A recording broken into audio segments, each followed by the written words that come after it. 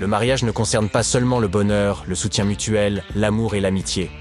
Le mariage implique également des épreuves, des crises et des tempêtes. Et ce couple suédois a survécu à plusieurs tempêtes pendant leur lune de miel. Littéralement. Pas de cris, d'insultes et de drames, mais de véritables ouragans, incendies, tremblements de terre et autres catastrophes naturelles. C'est une véritable histoire d'amour cinématographique. Les jeunes mariés contre la nature. Rencontrer Erika et Stéphane. Ils se sont rencontrés à Stockholm alors qu'ils travaillaient sur un projet commun, se sont séparés mais ont commencé à discuter sur les réseaux sociaux. Leur communication à distance a duré plusieurs années avant que Stéphane ne décide de proposer un rendez-vous à la femme. Et il vaut la peine de rendre hommage. Ce n'était pas un rendez-vous typique dans un restaurant ou un parc. Stéphane a proposé à Erika de l'accompagner pour faire de la plongée en Égypte. Ils ont réalisé qu'ils aimaient tous les deux voyager et ont finalement tombé amoureux l'un de l'autre. Après un mariage fabuleux et la naissance d'une belle fille, le couple a décidé de partir pour une lune de miel de 4 mois. Le voyage était impressionnant. De la Suède à l'Indonésie, puis en Australie, Nouvelle-Zélande, Japon et Chine. Ils ne s'attendaient pas à ce que le voyage tourne en véritable aventure où la sécurité ne serait pas garantie. Au début, ils se sont retrouvés coincés à l'aéroport de Munich. Tous les vols étaient retardés en raison d'une violente tempête de neige. À Bali, en Indonésie, ils sont allés sur une haute montagne avec leur petite fille. Un vent fort a commencé à souffler au sommet. Il a arraché le toit du bus touristique où nos héros étaient assis. Heureusement, personne n'a été blessé et il n'y a pas eu d'autres problèmes. Mais à ce moment-là, ce n'était qu'un avant-goût des catastrophes à venir. Le couple est arrivé en Australie, où un incendie de forêt a commencé près de la ville de Perth. Stéphane et Erika ne voulaient pas respirer la fumée épaisse. Alors, ils se sont rapidement dirigés vers la ville de Cairn. C'est durant cette période qu'un cyclone féroce a commencé là-bas.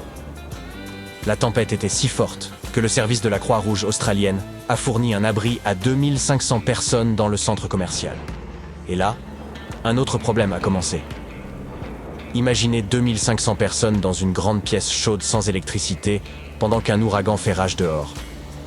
Oh, et il n'y avait que 5 toilettes dans tout le bâtiment.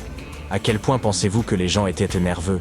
Eric et Stéphane se souviennent que certains gars ont commencé à se battre à cause du stress. La tension montait, mais heureusement, les gardes du centre commercial ont gardé la situation sous contrôle. Incendie, ouragan, on dirait qu'il manque quelque chose. Oh oui, que diriez-vous d'un tremblement de terre ? Le couple a fait face à 2 tremblements de terre pendant leur lune de miel, l'un d'eux ayant eu lieu au Japon en 2011. Ils ont traversé tout cela ensemble avec leur petite fille.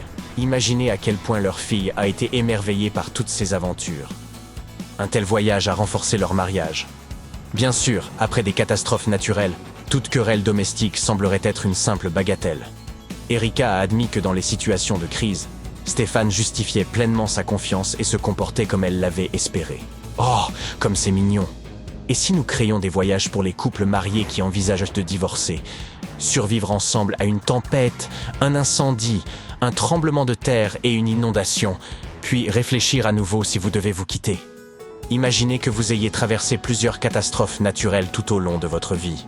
Maintenant, la question est, êtes-vous chanceux parce que vous avez survécu?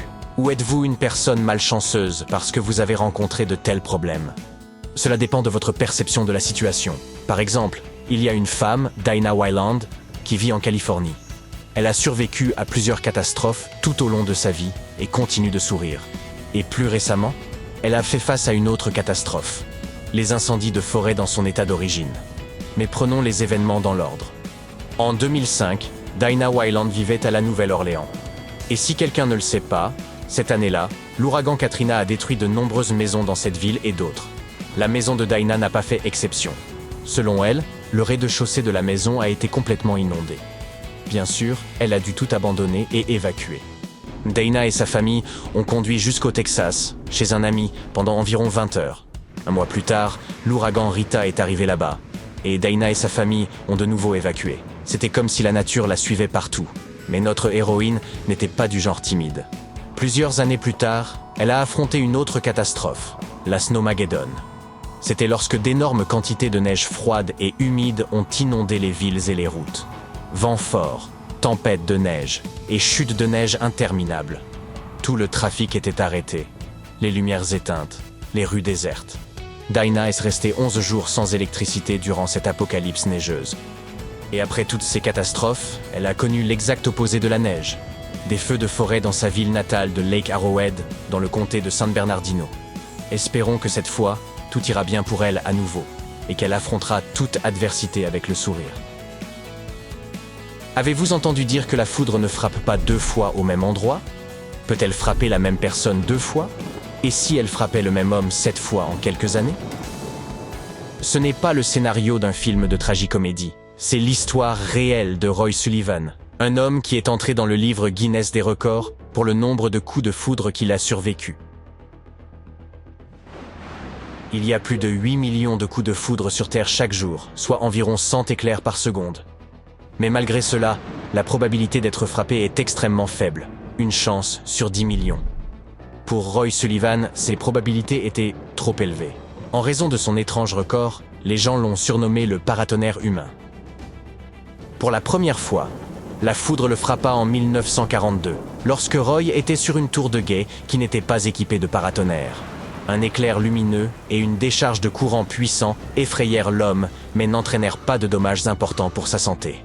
L'accident suivant s'est produit en 1969, lorsqu'un éclair a frappé un arbre près de la route. L'éclair a traversé l'arbre jusqu'à une voiture. Devinez qui conduisait ce véhicule? Roy a perdu le contrôle et a failli tomber dans un ravin. Heureusement, il est resté en vie. Encore une fois. D'accord, la première fois qu'il était sur la tour pendant un orage. La deuxième fois, il était sur la route à côté d'un arbre et comme nous le savons, la foudre frappe souvent les arbres. Cela signifiait que Roy se trouvait dans une zone à risque potentiel chaque fois. Mais la troisième fois s'est produite dans son jardin.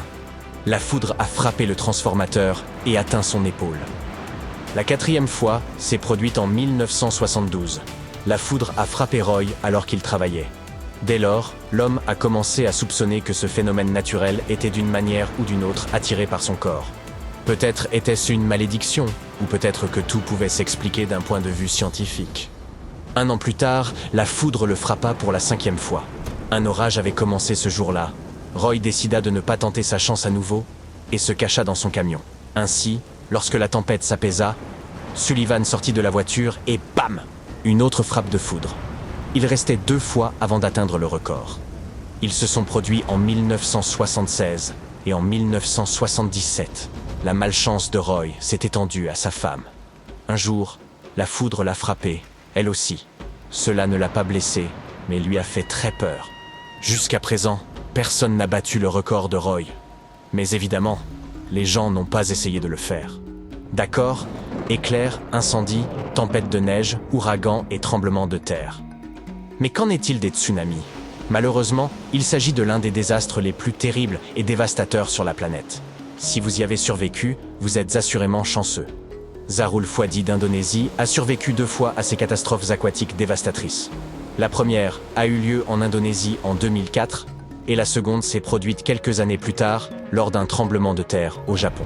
La deuxième fois, Zarul se trouvait dans un bâtiment au 3e étage et a ressenti une secousse. Il fut choqué et se souvint immédiatement du tsunami qu'il avait vécu auparavant. Le tsunami avait frappé la ville, mais notre héros et sa famille avaient énormément survécu. Après cette double épreuve, il décida de retourner dans son pays natal, l'Indonésie. Malgré les événements terribles, Zarul regarde ce qui s'est passé avec calme. Une catastrophe peut arriver à n'importe qui à tout moment, mais cela ne signifie pas que l'on doit vivre dans la peur pour toujours. Alors, concentrez-vous sur le bon côté de la vie.